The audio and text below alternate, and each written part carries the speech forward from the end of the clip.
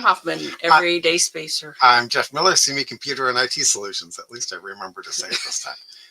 At Everyday Spacer, we show regular folks how to personally and directly participate in space exploration, science, and astronomy. We're here on Friday nights at 9 p.m. Pacific Time, 12 midnight Eastern Time, and 5 a.m. on Saturday in London. We're broadcasting live from Thousand Oaks, California. Thank you so much for being here. Before we get going, congratulations to Jared Isaacman. He was confirmed as the next NASA administrator again. And there's let me go there. He's what was I gonna say? U.S. Senate vote gave Isaacman a thumbs up, 67-30. That's good news.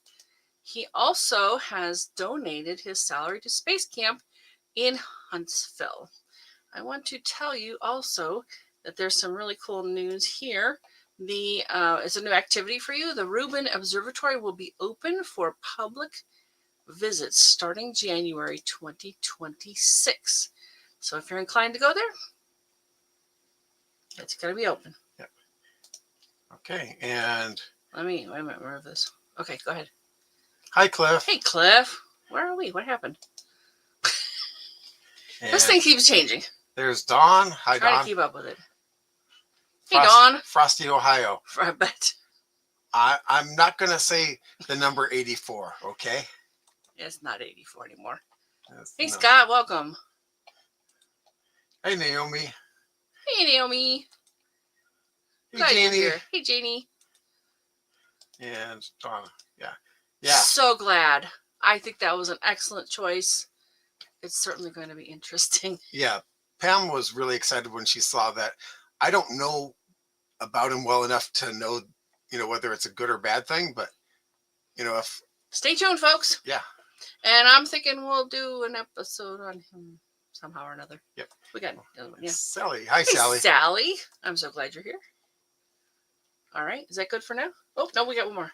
Oh. Hey, it's Roger. Hey, Roger. Really, Roger? Yeah. Welcome. Glad you're here. And some cybersecurity news, and Pam found a couple of things. Yeah, let me go there and go ahead and share. Okay. I'm going to run two very short things. One's from YouTube and one is from Facebook. And, well, let me just run it and then we'll talk. Why you should destroy your bank card. Scammers use wireless skimmers that can read your debit and credit cards through pockets, bags, and even thick wallets. If your cards aren't protected, they're exposed. And most people don't realize how easy it is for someone to scan them in crowded places. That's why so many people are switching to Card Protector. It's a thin, smart card that blocks unwanted scanning signals. It creates... So, yeah, it's a product, but is that for reals? Can somebody actually do that? Well, yeah, the same technology that allows a card reader on a register to read the tap of the card, if you get it close enough to someone's pocket or purse, can read... oh, boy. Which, the thing about putting some aluminum foil in your wallet. Apparently that doesn't do it according to this ad, but well, according to that ad, nothing but buying their product does it. Right. The thing is that anything that interferes with it makes the distance shorter and shorter. That they have to get closer and closer. So and certainly a metal shield like that would I think act as a Faraday cage. And a Faraday cage is kind of a basic, it grounds out signals. Right, yeah. Would it block it if you actually pressed their reader up against the aluminum foil that's around the card? Probably not. But if they get that friendly with you, then you've got, and you might know it. Yeah, you're likely to know it. Another thing is that carrying multiple cards with the chips on them stacked together makes it harder for the reader. Interesting. So it confuses it. Well, yeah. Basically, for one thing, it's sending out a signal, and the chip in the card uses that signal to power a transmission of another signal. That makes sense because the card doesn't have power itself. The more chips that you have right there, the more power is absorbed and may or may not have enough power and if it does have enough power to cause the transmission, it'll be transmitting multiple things. Which would confuse it. Right. I like it. Which is another reason why the aluminum works, because less power gets to the chip and the transmission from the chip is degraded also. So, yeah, the power would dissipate over the volume of the aluminum. right. And so yeah, it blocks it both ways. It doesn't block it, but it reduces it both ways. Interferes. Yeah. Let's go with a couple comments there, and I'll Yeah. queue up this other and one. something that Sally said when she was saying hi is that we've got a lot of subscribers now. 460. I don't know. I forget. Yeah. 467. Yeah.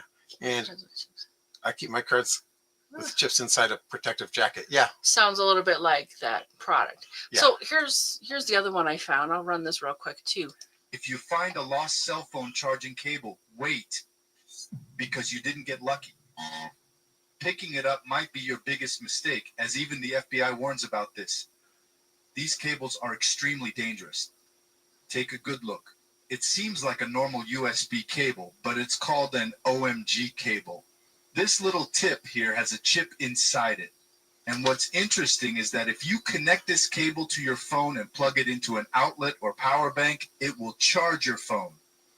However, inside this cable, there's a keyboard and also a Wi-Fi transmitter. This Wi-Fi signal is sent to a nearby hacker or scammer who deliberately left the cable for you to find. Then, this person connects to the Wi-Fi signal coming from the cable plugged into your phone, and that's it, man. This guy can run any script, open any software, install anything on your phone with just one click. He presses this little build button here, and that's it. Your phone can now open pages and install apps by itself without you even touching it. It's unbelievable how a simple cable like this can steal your information and even install fake banking apps. This cable even captures what you're typing. Learn more security tips from Brazil's leading cybersecurity expert. Follow Louise here. So again, it's kind of, and you come back to us. Kind of an ad there, but okay, and I could certainly, it's a real thing. Yeah, I it could is a certainly real thing. see how that would be actual. The caveat is that the chip is really small. Its range is going to be really, really small too. It doesn't have much of an antenna to it. So they gotta, whoever's trying to hack you has to be pretty close. Basically, okay. Yeah, if you're in a Starbucks and you find one of those cables, don't use it in Starbucks, because chances are real good there's someone sitting at a table nearby. Interesting. But that's more comments I see. Dan, NFC or near field communications depends on the physics of passive re-radiation. Oh, that's about the chips. Yeah. Got it. Yep. And possibly even the reader. Yeah. Well, and it's all about degrading the juice coming to and from the chip is what you want to do. Okay. So that's good stuff. Thanks, Daniel, and welcome. I don't think we saw him before. We haven't seen him yet. So yeah, welcome. And Jeff has a couple of things too. Yeah. Let's see. Let me remove this one. There it is. Yay. Yep. Okay. Public service announcement from the Department of Duh.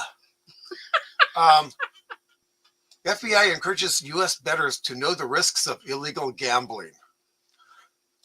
Imagine that. Imagine that. That people who are hosting illegal gambling might do something nefarious to people's money. Gee, who would have thought? I don't think our audience is finding those illegal gambling rooms. Yeah. Just whatever. Being stupid is stupid, I guess. That's their warning. You got more? Yeah. Okay, I'll a couple more. This is for anyone who's really interested in it. I just came up just because the FBI again posted this. Principles for secure integration of artificial intelligence in operational technology. This just provides lots of pages of guidelines for how to use AI without, throwing away the baby with the bathwater. It's, okay. It's good. Most of you won't care, but hey, if you want to do some, a little bit of a deep dive, it's got its references, go ahead and nerd out. Knowledge of this sort would ever hurt. Right. It won't hurt. It just won't be useful for a lot of people. But okay. If you're in a business that's looking to implement AI in its business operations, this would be a good read. This would be something to, put in front of the decision makers. Or this is 25 pages, maybe a cliff notes of this in How front of the about decision. is a good cocktail party conversation? Yeah. I went to teach a class once, and they said, "Well, just teach them some things that they could tell their friends at a cocktail party to impress them." Okay. Yeah, this probably wouldn't be it. Okay. Sounds kind of impressive to me. Here is one of my sources of information, this cissecurity.org. Advisories. Again, not a lot of stuff for the average person to use. Vulnerability in Cisco async OS. Basically, if you've got a Cisco router or other device, update the firmware, because they aren't announcing this unless there's a firmware update for it. Is the whole site itself kind of useful? Would it be good to put the link I will. into the chat for people so they could look up things for themselves? Yes. Cool. Yeah, in fact, I was going to put this principles for secure integration of AI in there too. Now, the things that are important are multiple vulnerabilities in Apple products. That came out on the 15th. Basically, if you've got an iThing, update it. Multiple vulnerabilities in Google Chrome. So if you're using Chrome, update it. Also, if you're using Edge, update it, because Edge is Chrome. Adobe products. They came out on the 9th. Well, this is kind of a standard thing because Adobe does its major update same time as Microsoft. So that's there. Mozilla products also on the 9th. So if you're using Firefox, patch it. Yep. And of course, on the 9th, the big old, we talked about this last week, of the Microsoft patch dump. So this has a lot of good stuff in it. I'm going to share these right now. So he's grabbing that link. Yep. And you want me to tell him about this while you're doing that? Sure. So Jeff does his own Zoom calls, and the next one about this sort of thing, he'll keep you updated, and there's question and answer, and of course you can ask questions during the session as well. It's going to be on January the 7th, 2026 at 12 noon Pacific time. If you would like to be on that list to get an invitation and the Zoom link, we do not send that out unsolicited. You can send Jeff an email, jeff@simit.com. That's SIMIIT.com. Okay. And just ask for the Zoom link, and we'll send it to you. Okay, and here we go from Cliff. We have warnings on every ad on gambling here in Oz. What are you gambling with? Yeah. Good. Yeah. Roger says the dropped cable is a rerun of the thumb drives dropped near nuclear development sites in Iran. Yes. The drives that had the Stuxnet Stuxnet. Yeah. Worm that seized control of centrifuges and forced acceleration to destruction. Yes. Pretty much. I mean, and quite frankly, that thumb drive thing happened all over the U.S. also, near big companies. And interesting. The dropped cable won't really do anything. If you drop it and they walk into a company, you won't be in range to pick up the signal. So that's not for that. That's for basically getting people who are unwise enough to do banking at a Starbucks or something like that. Okay. Because if you're in public and you're doing banking, yes, so your risks are so much higher. It does end around our common comment about no clicky. Yeah. So, yeah, because they don't need to click. No, it's crazy. But, again, just be careful. Free things aren't always free. Well, I like what they said. If it's free, then you're the product. Yeah. Yep. Like all those places that gather your information. Mm-hmm. So, you want to do that next? Oh, sure. Why not? Okay. Tonight, Pam is talking about observing Aurora. We'll be back in 8.3 seconds.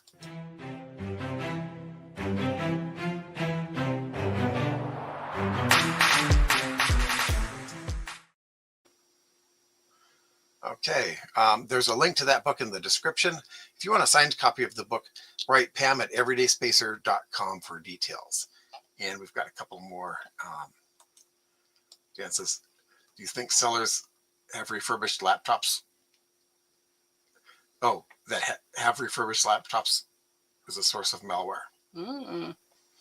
Good question. Not trusted resellers. I mean, maybe like a fly-by-night if you're on eBay and you've never heard of the person before, I would be a little bit wary. But anyone who wants to stay in business isn't going to do that. Too easy to get the word around to everybody that you're a bad actor now. Yeah, except that with sites like eBay and even Amazon, it's easy enough to spin up a new scam site if your old scam site goes away. So that's true. Face to face, it's harder. Via online, it's easier to do that.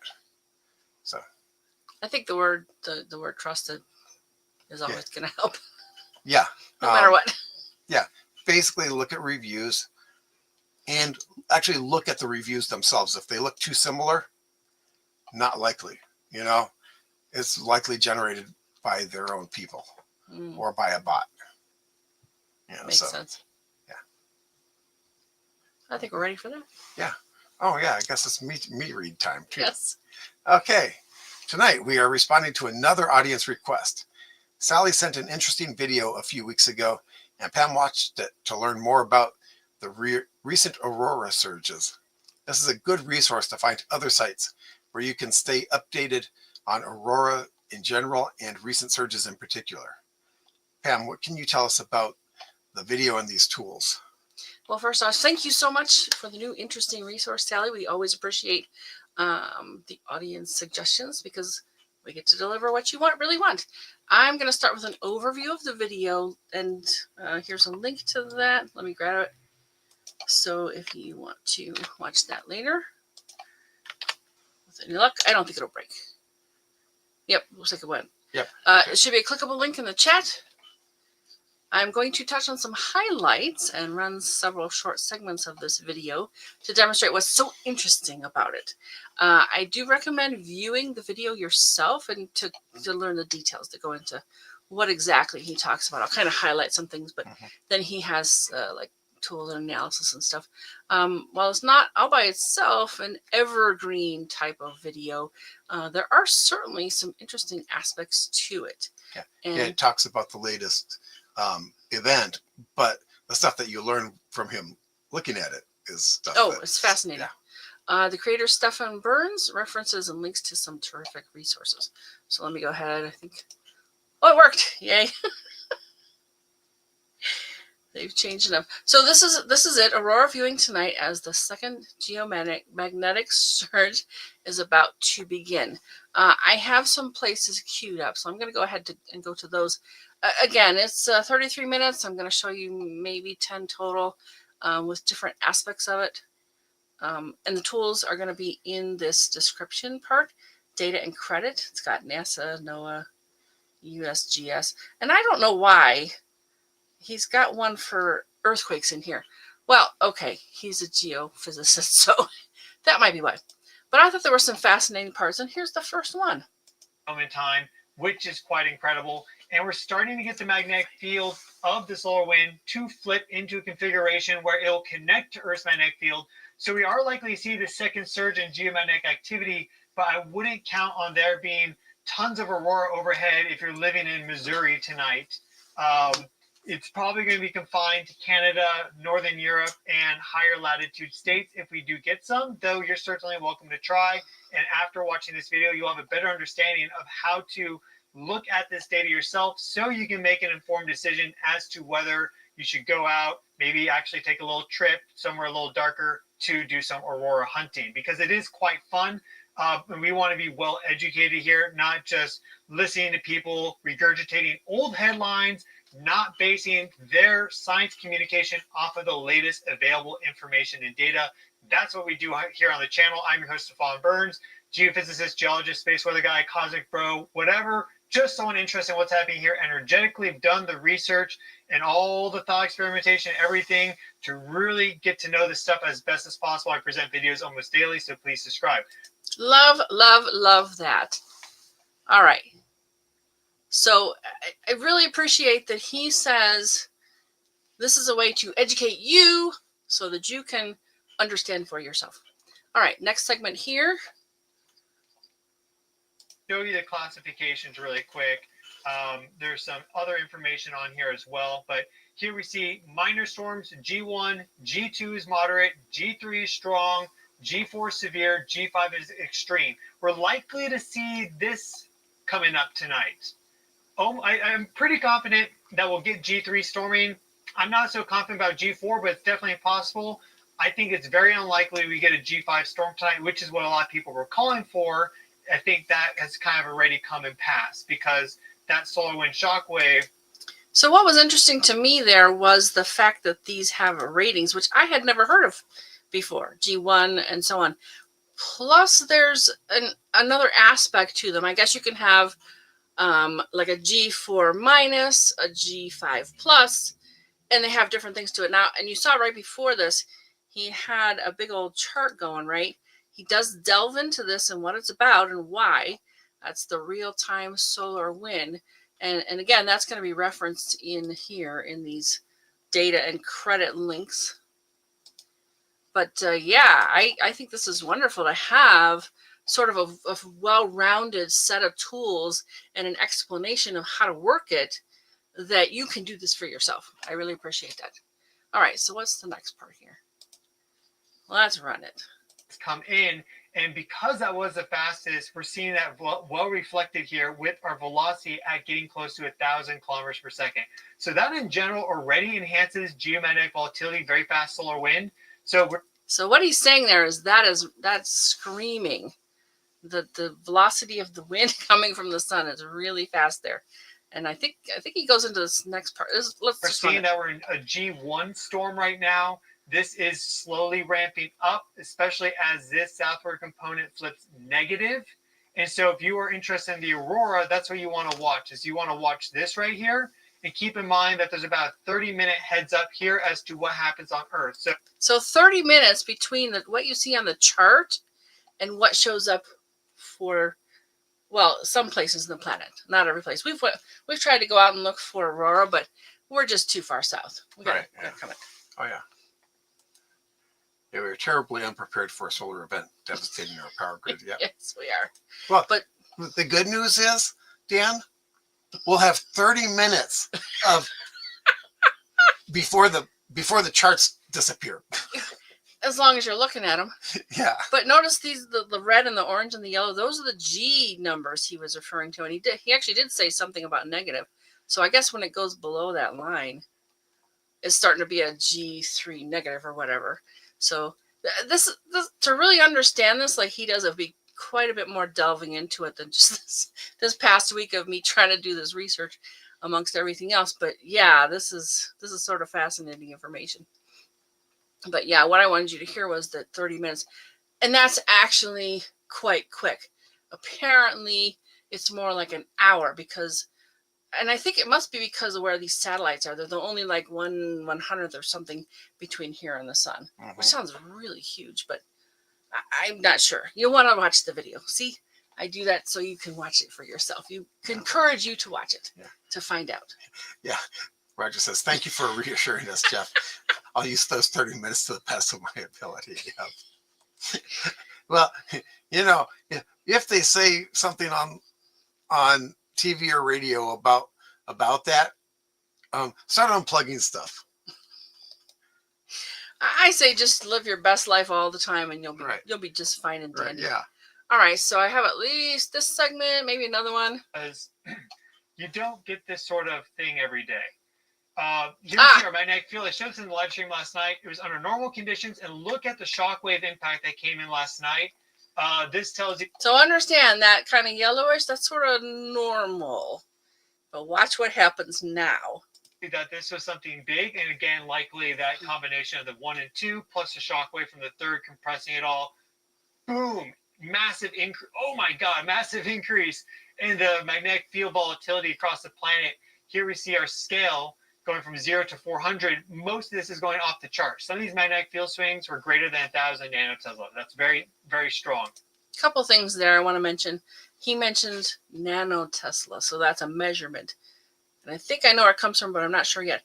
Also, this was something that happened in November, sort of, I think the November 12th, somewhere around then. Well, the date on the chart is 11/11. Oh, 11/11.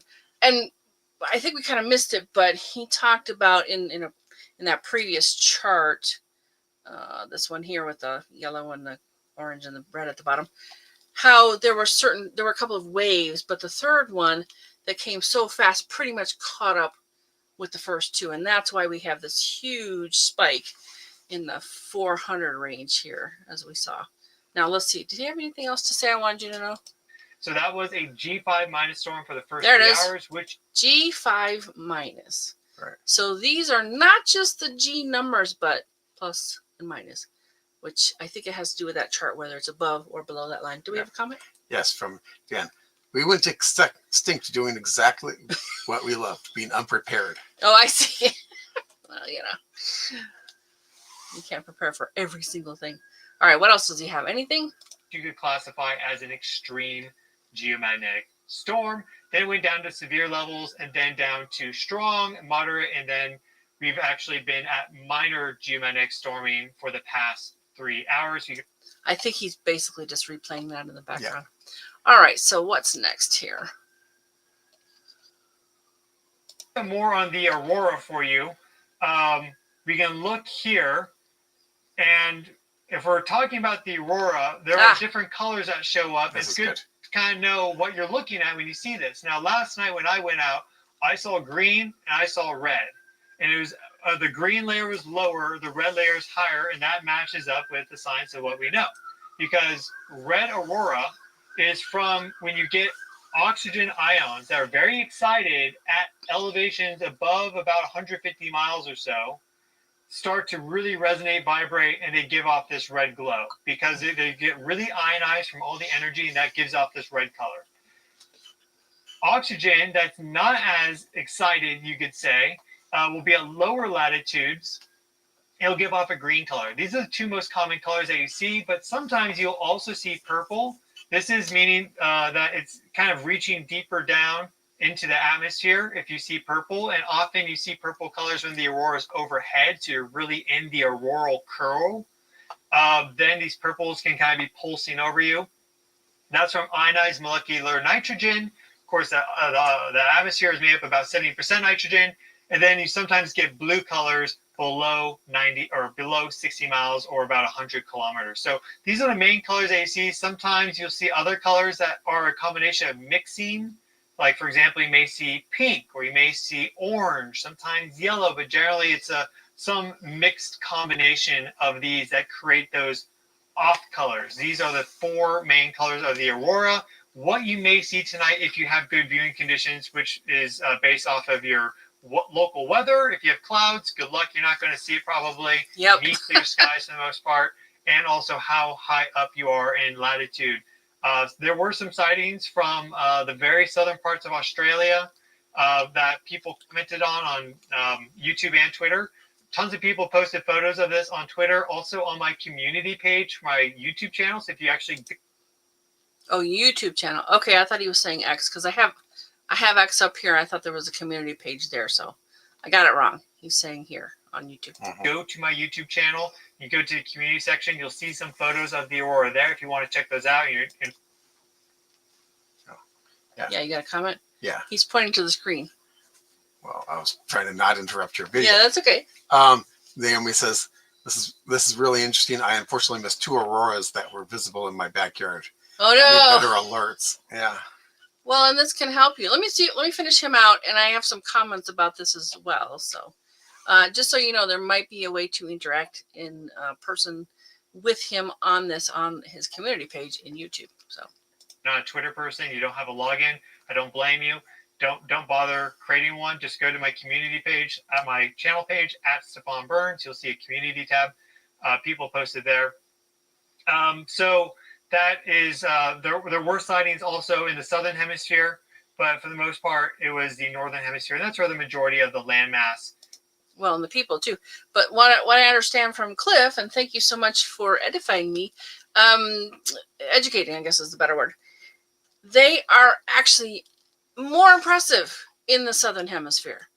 They're it's Aurora Borealis in the northern hemisphere and Aurora Australis in the southern hemisphere, and they can be much brighter, bigger, more impressive. So one of the things I really appreciate, go back to the chart. Yeah. Oh, and also comment.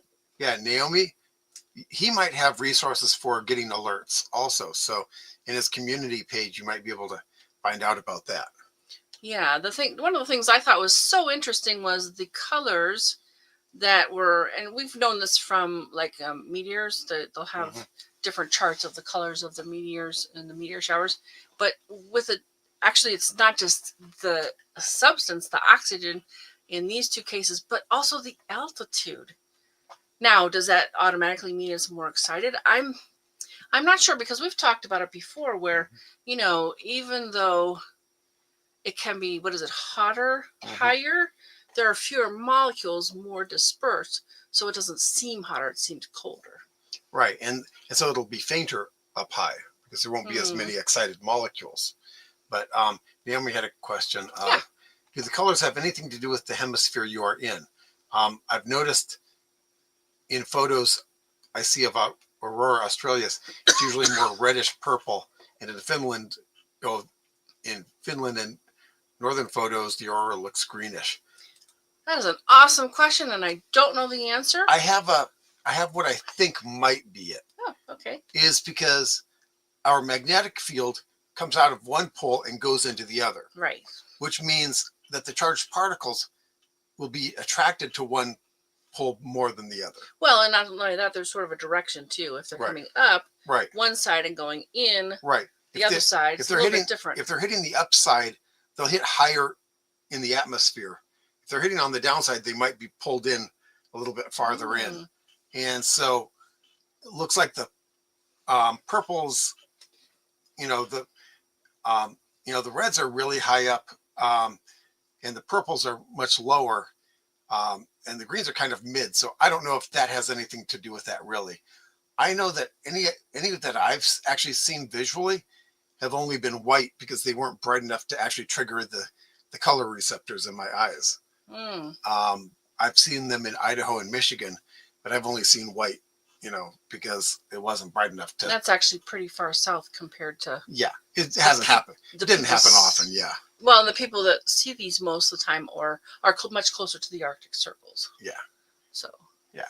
And she had some more. Oh yeah, the air is far cleaner over the Antarctic. Yeah, and there could be. That makes sense. There could be other things mixed in with it. One from Naomi. No, that continued it. I got it. Oh, you did. Okay. Yeah. Could be. Thanks, Jeff. I'll have to look at this website as well. Yeah, because he definitely knows more about it than I do. Yeah.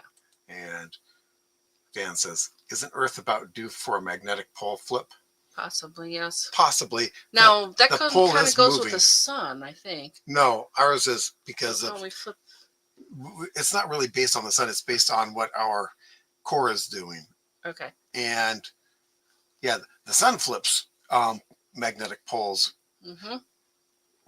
frequently in the geographic sense. Basically in geographic time. Yeah, geologic time frames. The sun flips relatively frequently. Ours doesn't flip quite as often, and it's more about what's going on in our core. And the pole has been moving pretty fast and heading south. Well, heading southeast, mostly east, but it is heading south. We could do whole shows on this stuff because I know with the sun, as it rotates, it kind of winds up its magnetic fields, and then it flips, and then so we could do. We've done stuff on the sun, but I don't think we quite targeted that part, right? Yeah. Like particularly. Right, not the flipping part. Okay. Yeah. And why it flips. Yeah. Okay, so yeah, this is kind of cool because it does have these altitudes and the colors and what they're based on. Now, he doesn't really tell us what blue, although I could totally see it would be a nitrogen related because purple and blue have some parts in common. Yeah, Yeah. we got. Yeah. Cliff says, yeah, our pool is moving now and the sun just flipped. Yeah. It just flipped. Okay. Yeah. Let's see if there's anything else in here I wanted you to hear. Let's see. Go ahead. Is so here, just kind of want to show you this. This is cool. Oh. Well, I'll just let it run because that's my next tab. Here we see Aurora from the International Space Station. And so this How gives cool you a is sense that? of what the Aurora is like from space. You see it. And look at where the curve of the Earth is, and where look at that red, and that is higher, definitely. All right, let me let him run. It's not super close. It's up quite up there in the atmosphere. Here we see the green, and there's the red. You see the mixing right there with a little bit of orange in between. But that is clearly that layer up above where the oxygen is very excited, over 150 miles or so, well up in the ionosphere. And then the green is closer to the surface, below 150 miles, but it's also oxygen. So that's where we're breathing in effectively. Though you're not up there breathing in that oxygen. But He's kind of funny. All right, so that's what that one was. And then, oh, that one. Well, Wait. I suppose if you're up there breathing that oxygen, you'd be turning blue. Yes. All right, so here is his channel. I'm going to, visit community right there.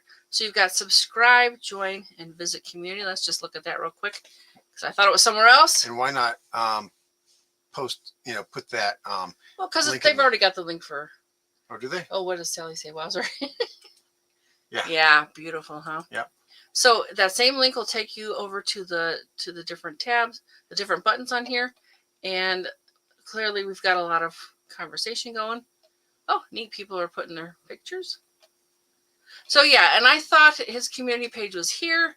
So if you want to find him on his x.com/StefanBurnsGeo for Twitter. I'm not logged in, so yeah, we got another one. Yeah. Dan says, I think there's a decent case for a space weather connection to seismic events as well. Okay, all right. I wouldn't say no. I just don't know enough to say yes, Well, but that's pretty interesting because I spent more time on the video this week. Go ahead and pull out Dan's thing. So I didn't really delve into the tools very much, but these were, remember we had that page with the links. These were the ones that he linked to, and I just pretty much boom, boom, boom, right in a row. So I haven't really looked into these. Of course, any of these could make their own full episode, I'm sure. We do have a lot of different pieces to at least this one. I'm just going to run through them real quick. So this one is the Solar Dynamics Observatory. That sounds really cool. Then this one is the Geospace Ground Magnetic Perturbations Map. And this kind of looks familiar because we have our scale here. And we've got, and this might be, like if we refreshed it, 1220. Let's do a refresh on that. Does it give us anything closer? No. So it's going to be, well, it's, I guess it's UTC. So that is in fact for us tomorrow. Yeah. Essentially. But this is probably what it looks like recently, 442. And that's, what did we say? That's London. Do they have any southern hemisphere on there, or is it just northern hemisphere? I don't know. Let's look. Well, there's they don't that have one. a close-up of the southern, but they at least show it there. And I don't see it as a, well, let's see. Okay, we got a tab here. Let's see what we get. It's queuing up, so it's probably past, not future. Or not live. Yeah, it's not live. Oh, very low activity. But that could be a good page for you, Naomi's this NOAA.gov page. Yep, a little bit there going on, a little bit of red. Oh, Cliff says it's today. Well, it is for you. Yes, it is for you. So yeah, that's, and I apologize. I didn't really delve into these tools very much, but we could certainly do that. All right. Oh, scroll just a little bit up. Yeah. The tabs up there, the usage, the impact details. So there is a little bit more there in the data. Let's see. Oh, okay. Last 48 hours. So if you want the raw data, you can grab it right there. Cool. Okay. Yeah, if you want to hear more about this, be sure to tell us if anything in particular piques your interest. Yeah, we can do a deep dive. Here's that real-time solar wind, and these kind of look like just kind of going along. Yeah. We didn't have any big peaks like he was describing. So Oh, and we've got let's see, none. Okay, we got a comment. Yeah, Roger. Yeah, Roger says it's 4:42 Oh, a.m. so Greenwich Mean Time or UTC. Pretty darn real time. Yeah. Let's see. Do we 4:42? Nope, it didn't change. So good to know. All right. And this is we saw him demonstrating with this chart too a couple of different times. Right. And I do not know all the different pieces, but let's see. Temperature, speed, density, PHIGSM. Yeah. So you want to get into the details? Here you go. I do love this sort of thing though. And we've got different tabs here too. Oh, there's a series up there too. Where are you thinking? 1 day series. Oh, interesting. Oh, okay. You can do a lot of stuff. We are learning this in real time, folks. Save as text. Oh, it's saved. Save as image. Options. Oh, okay. So if you want to see it in a different aspect. Yeah. So this is what he was referencing. So. Yep. So apparently 30 minutes after the timestamp there, it hits our atmosphere. Mm-hmm. Well, no, it's more like an hour. But what he was pointing out was that this was moving so fast. It was probably going to be more like a half hour for that wave. And in fact, it was going so fast that it caught up to the first two waves. Right. Yeah. You've seen more of that. Yeah. You've seen his whole video. I've only I seen ran through it. I ran through it a couple times. Yeah. All right. So then here's the earthquakes one. And you know, until Daniel just said something, I was not really sure why in the heck he would include this for part of his reference material. But maybe Daniel's got a point. And then he talked about this HP something, and I didn't really understand it. So if you wanted to delve into that, KP like index with time resolution, half hour HP 30 and 1 hour HP 60. So yeah, I still don't really understand. But yeah, if you want an episode on that, or heck, you want to delve into this and be our guest, tell us about it. I would love that. So this is one of the things that was mentioned. I think I saw something on one of the charts with that somewhere. All right, and then we have this intermagnet data viewer, and I didn't see him really use this in particular, but I expect that with his background, he's going to review a whole bunch of sources, right, and kind of put them together for you. So so really, like Naomi was saying, maybe he's a good person to listen to on a kind of regular basis. He says he goes daily, so why not? Geomagnetic data service, rules for use. Oh, and this is one of the charts that he showed us as well, and I do believe, in fact, that was that part of it there I remember seeing in his video, in this video. It does have November right there, November 12th, and it's gone. So yeah, look at this. It jumped and then it evened out. Yeah, I think not very exciting now. Yeah, I think being on or near that line means there's not much happening. Probably status quo, kind of normal. But all kinds of pieces in here. Like I said, if you want to know something, give us a heads up. We'll play with it. Or you can and come on the show. All right, let's see. I got one more thing here. I didn't really see this in his video either. Earth analytics. Schumann resonance is 0 to 40 hertz. E sub Z spectrogram UTC +7. This looks like some of the data that we saw in the Zooniverse from like a couple of years ago. Yes, it does. I was thinking that too. Global seismic activity. See, this seems like it'd be like where too, not just. I don't know. So those are the tools that he had referenced in the description in his video. That looks really cool. There must be something good there. All right, come back to us. There we go. And so I really learned a lot putting together this episode. And one of the things that kind of stood out to me too was this Earth's ring current. That was especially interesting to me. He did mention these Teslas several times, these Tesla measurements several times. I think it might be related to the ring current. Well, a Tesla is a measure Maybe. of a magnetic field. It is. Yeah. Okay. Nikolai Tesla. Yep. You know. That would certainly make a good crunchy topic, though. Actually, this could have been a crunchy topic. It's quite detailed, and Stefan really shares some great tools. I think that he kept it pretty non-technical, which works for even more people. I like that. Mm-hmm. One thing I wish he would watch for is enunciation, and I mention this with full awareness of my own need to do better. I've reviewed parts of past episodes, and I've even heard myself in this episode, and I realized I got a little bit lazy. That one word, that geomagnetic, that's a lot. And so if he would have enunciated just a little bit better, I would have been a little bit happier.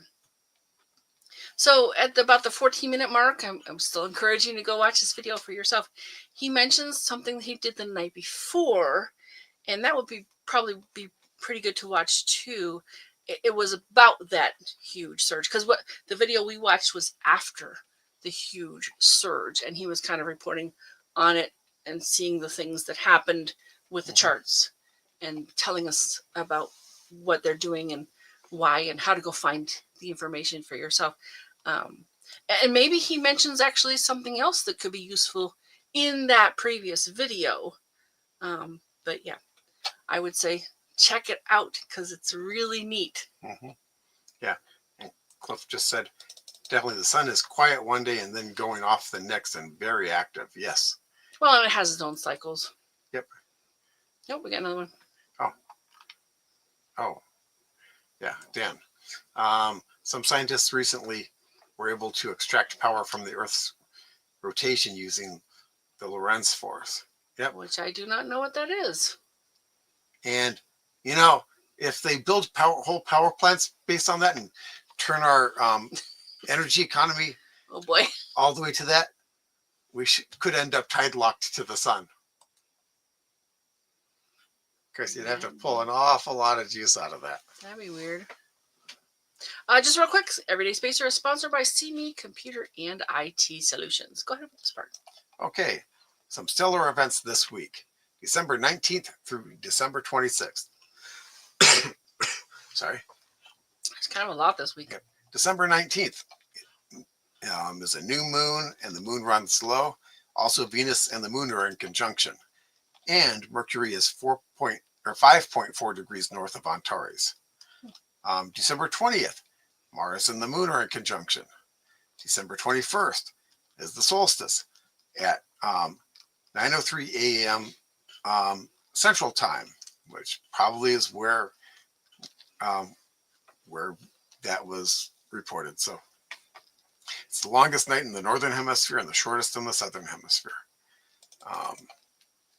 because the Earth spins at different speeds in the different hemispheres. You see. What? December 22nd. Stick to the script.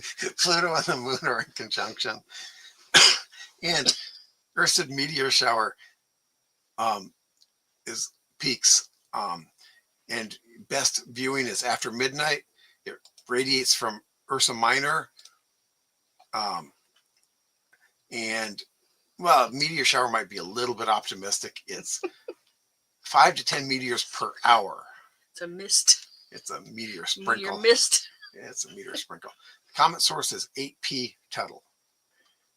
And Daniel has... He says birthday. Happy birthday, Daniel. Happy birthday. Cool. Do this one. Also, the moon is 3 days... Well, the moon will be 3 days old during the meteor shower. So even though there won't be very many of them, they'll be easier to see. The moon will not interfere in this particular one. Yeah. December 25th is Christmas Day, and the moon is at ascending node. December 26th, the moon is on the equator, and Saturn and the moon are in conjunction. Saturn is 4.0 degrees south of the moon. Yes, they are very specific with that 0.0. And also on the 26th is our Friday night show. It's the day after Christmas here, so we will broadcast live, but it will probably be a bit casual. Find us Fridays at 9 p.m. Pacific time on the Everyday Spacer Facebook page and the Everyday Spacer YouTube channel. I don't think it'll be bunny ears casual, but what inspires you the most for the coming week? I don't have bunny ears. Yes, we do. Oh, I guess I was supposed to change that to you. Do you want to say it or do you want me to? If you or someone you know has done something interesting involving space exploration, science, or astronomy, we'd love to share our live. Join us again next Friday, December 26th. So Merry Christmas. Merry Christmas. Yep. And see you next week, and we'll see what happens. Yeah, we don't have anything planned yet. We don't know how long it's going to be. I do have some news, though. I have reached out to Adam Redwine. He was here last week and was talking about all of the degrees and stuff he had. And I was like, "Ooh, would you like to be on the show?" And he said yes. So I finally emailed him today to encourage him to be a guest. To find out when. Find out when. Okay. Cliff, yeah. Casual is how we flow. Yep. Sometimes. So let's do a shout out. Thank you so much for being here. It's always a better show when you're here. Daniel and Cliff and Janie. Happy birthday, Dan. Huh. Merry Christmas. Yes. I know Dawn was here. Roger was here. Sally was here. Naomi. Sally was here. Naomi. Yeah. Very, very You nice. got Roger, right? Yeah. Very nice of you to join us, folks. We really appreciate that. Yep. Do we see Scott? I think we saw Scott. Yes. Right? Oh, yes. Scott said hello, but he was quiet throughout the. He's absorbing it all. This. Let's see. Anybody else? Anybody else? I looked through them too. Good. All right. So, folks, have a fantastic week. And we will see you next Friday. Yep. Good night. Good night.